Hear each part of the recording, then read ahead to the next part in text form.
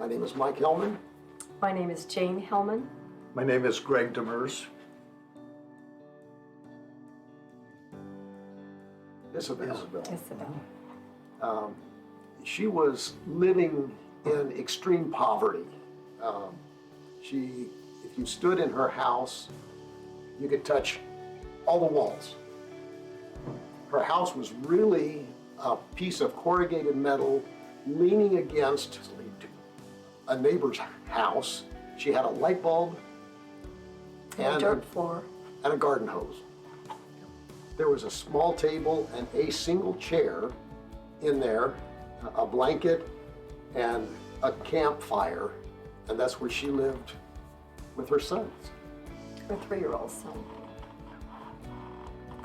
The porch heard of her problems and built her a house. And we got involved when they also built a chicken coop so that she could start selling chickens and eggs and become self-supporting. The porch provided about 24 chickens, full-grown chickens, and some babies, and that began her business. So the thing that we gave her most valuable to her was the 4-letter word hope. She had hope now. She did not have any hope before. The other thing that in going to Guatemala and seeing the different situations that had to occur for this woman to be able to have her tienda, raise these chickens, have a home for her and her little boy, it really increased our faith and our understanding of just how big God is. And it doesn't have to be in somewhere like Guatemala, but it's very clear somewhere like that they struggle so much for their food, for their home, for life. Anyway, we just saw how much God protected them, how much God helped them. It was something. It's hard to explain. I'm sorry, but it's pretty amazing to see the changes that had to occur and then what did occur. So, and the joy, yeah. As a backyard chicken owner, I really enjoyed the fact that this was how they were she was gonna have her business with the chickens and the eggs and the other things that came along after that.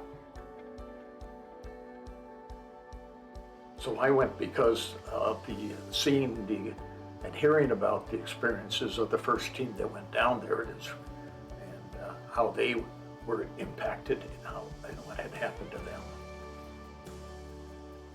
And us as well. I mean, we just heard about what God was doing down there. We wanted to join in. We wanted to use what skills we had, so we went. In wrapping this up, I just want to encourage you that there is a joy in serving in missions. It doesn't have to be overseas. It doesn't, it can be at your neighbors. But there is a joy in serving and sharing God's love with people.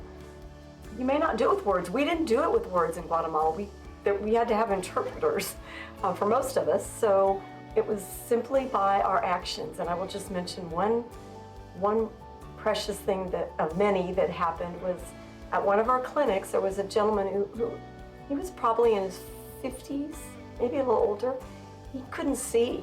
And so we fortunately had glasses there. And after numerous trying on of glasses, he got a pair that his whole face lit up. And he put them on and he literally danced out of the clinic, just so joyful and grateful that he had received these glasses.